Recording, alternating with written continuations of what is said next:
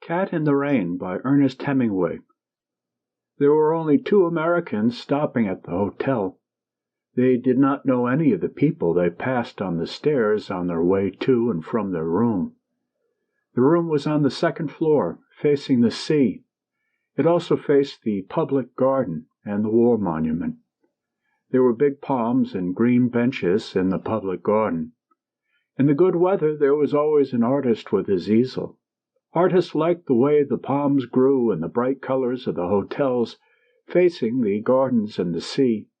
Italians came from a long way off to look up at the war monument. It was made of bronze and glistened in the rain. It was raining. The rain dripped from the palm trees. Water stood in pools on the gravel paths.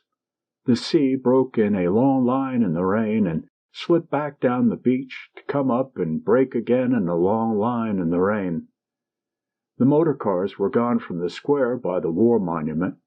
Across the square in the doorway of the cafe, a waiter stood looking out at the empty square. The American wife stood at the window looking out.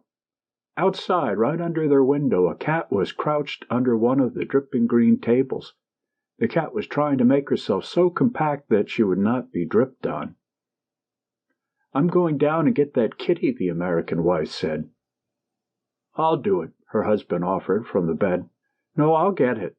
The poor kitty out trying to keep dry under a table." The husband went on reading, lying propped up with the two pillows at the foot of the bed. "Don't get wet," he said. The wife went downstairs, and the hotel owner stood up and bowed to her as she passed the office. His desk was at the far end of the office. He was an old man and very tall. "Il piove," the wife said. She liked the hotel keeper. "Si, signora, brutto tempo. It is very bad weather." He stood behind his desk in the far end of the dim room. The wife liked him. She liked the deadly serious way he received any complaints. She liked his dignity. She liked the way he wanted to serve her. She liked the way he felt about being a hotel keeper. She liked his old, heavy face and big hands.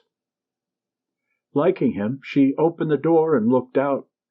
It was raining harder. A man in a rubber cape was crossing the empty square to the cafe. The cat would be around to the right. Perhaps she would go along under the eaves. As she stood in the doorway, an umbrella opened behind her. It was the maid who looked after their room. "You must not get wet." She smiled, speaking Italian. Of course, the hotel keeper had sent her. With the maid holding the umbrella over her, she walked along the gravel path until she was under their window. The table was there, washed bright green in the rain, but the cat was gone. She was suddenly disappointed. The maid looked up at her. "Ha perduto qualche cosa, signora." "There was a cat," said the American girl. "A cat?" "Si, il gatto." "A cat?" The maid laughed. "A cat in the rain?" "Yes," she said, "under the table. Then, oh, I wanted it so much. I wanted a kitty." When she talked English, the maid's face tightened. "Come, signora," she said, "we must get back inside. You will be wet." "I suppose so," said the American girl.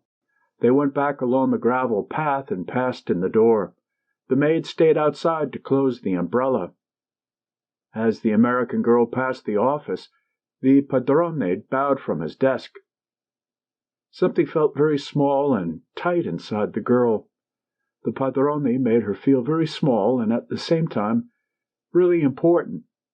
She had a momentary feeling of being of supreme importance. She went on up the stairs. She opened the door of the room. George was on the bed, reading. "Did you get the cat?" he asked, putting the book down.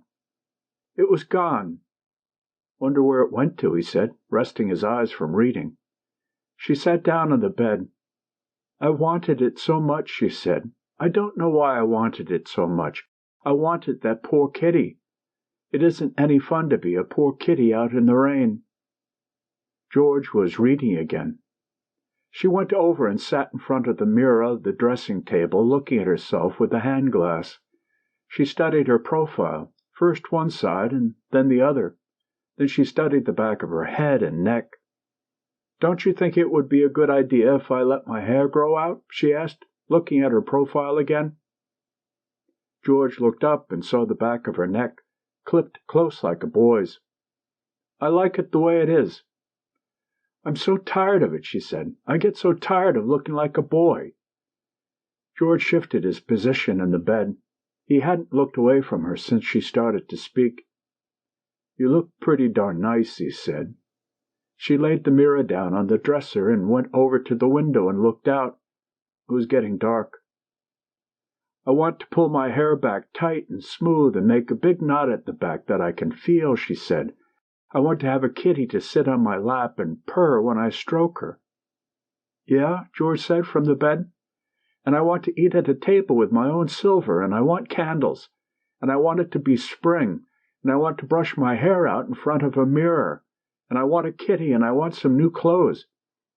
"Oh, shut up and get something to read," George said. He was reading again.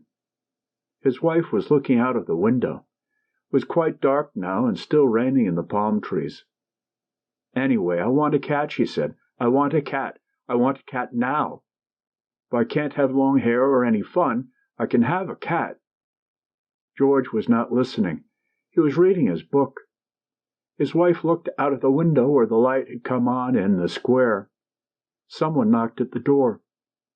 "Avante," George said. He looked up from his book.